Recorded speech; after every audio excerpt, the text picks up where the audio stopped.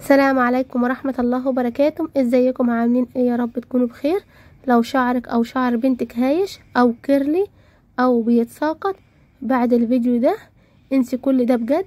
الوصفة رهيبة والنتيجة من اول مرة، والله العظيم بجد الوصفة ممتازة زي ما باين في الفيديو قدامكم، وب3 مكونات فقط. اول مكون معانا هو النشا. هضيف 3 معالق كبار نشا، اي نشا موجود عندكم.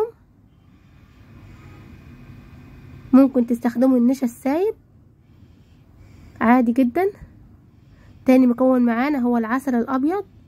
هضيف كيس او معلقة كبيرة، انا متوفر عندي الاكياس فهضيف كيس. ما شاء الله الوصفة رهيبة والنتيجة هتشوفوها من اول مرة. تالت مكون معانا هو الزيت، اي نوع زيت موجود عندكم، زي زيت فاتيكا، زيت دابر املة، زيت جونسون. هضيف ال3 مكونات كلهم مع بعض، النشا والعسل الابيض والزيت زي ما حضراتكم شايفين. بالنسبة للكمية، الكمية اللي حضراتكم عايزينها هنضاعف الكمية. انا عاملة على قد شعر بنتي. بالنسبة للزيت انا هضيفه بالتدريج لحد ما اوصل للقوام اللي حضراتكم هتشوفوه دلوقتي، بس ما نكترش وهقول لكم بعدين في الفيديو. لما بنقلب المكونات بتبقى زي الكتلة، بتلم وتبقى تقيلة جدا والزيت بيفصل تماما. هفضل اقلب تقليب مستمر لحد ما القوام يبقى كريمي بالظبط زي اللي شايفينه في الفيديو. يستحسن يكون طبق كبير او حلة كبيرة علشان تسهل عليكم ان المكونات تتضرب بسرعة جدا. ده شعر بنتي زي ما حضراتكم شايفين، هي شعرها كان حلو ما شاء الله، بس ما اعرفش ايه اللي حصل له فجأة كده. جبت له كل الكريمات اللي تتخيلوها واغلى انواع زيت واغلى انواع كريمات، للاسف ما ينفعش في شعرها. فقلت اجرب الوصفة دي، وبجد بجد الوصفة رهيبة ومن اول مرة. والله العظيم انا انصدمت من تجربة الوصفة. يا ريتني كنت عرفتها من زمان، كنت وفرت عليا فلوس ووفرت عليا الكريمات والزيت اللي انا اشتريته. هفضل ادعك في شعر بنتي بالطريقة اللي حضراتكم شايفينها دي. انا عايزة الشعر يتملي كله من الخليط اللي احنا عملناه. هوزع الخلطة كويس جدا على شعر بنتي بالطريقة اللي حضراتكم شايفينها دي. انا عايزة الشعر يتغلف كله بالخلطة اللي احنا عملناها. معلش ركزوا معايا في الخطوة دي.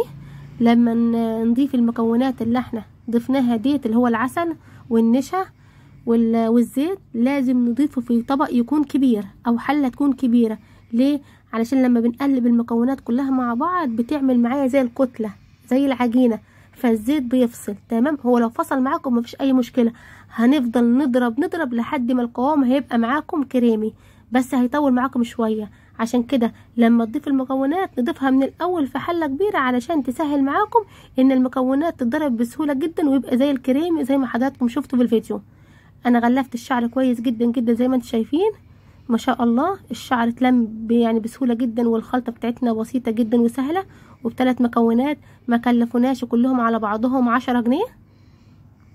وهلف شعر بنتي وهربطه بالتوكة زي ما انتم شايفين، وهسيب الخلطة في شعرها لمدة ساعة فقط، ما نزيدش عن كده ولا ما نقلش على كده، هي ساعة بالظبط. وبعدين هغسله لها بأي نوع شامبو موجود عندنا. ده شعر بنتي بعد ما غسلته بشامبو كويس جدا جدا. بالنسبة لنوع الشامبو اللي انا استخدمته، الشامبو اللي هو الشامبو بالثوم، واللي هو الجيركن بتاع ماي واي. ما شاء الله اللهم بارك. شايفين اللمعة بتاعت الشعر؟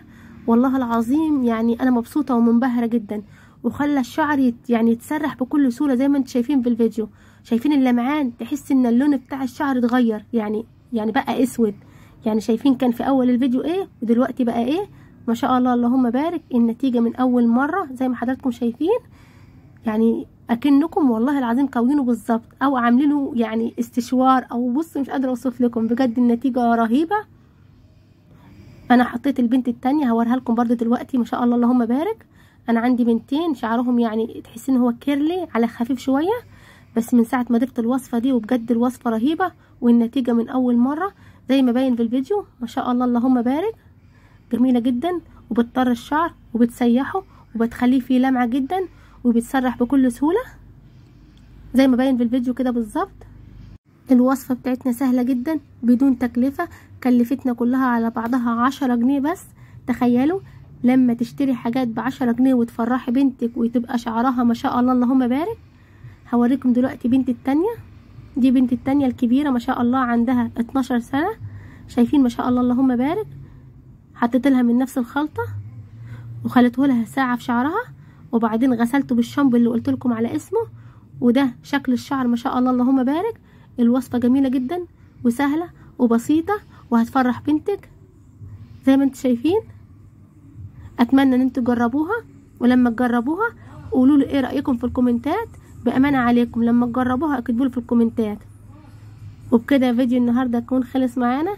لو عجبكم فيديو النهارده ما تنسيش اللايك والشير والسبسكرايب وتفعيل زر الجرس علشان يوصل لكم كل جديد. سلام عليكم ورحمه الله وبركاته.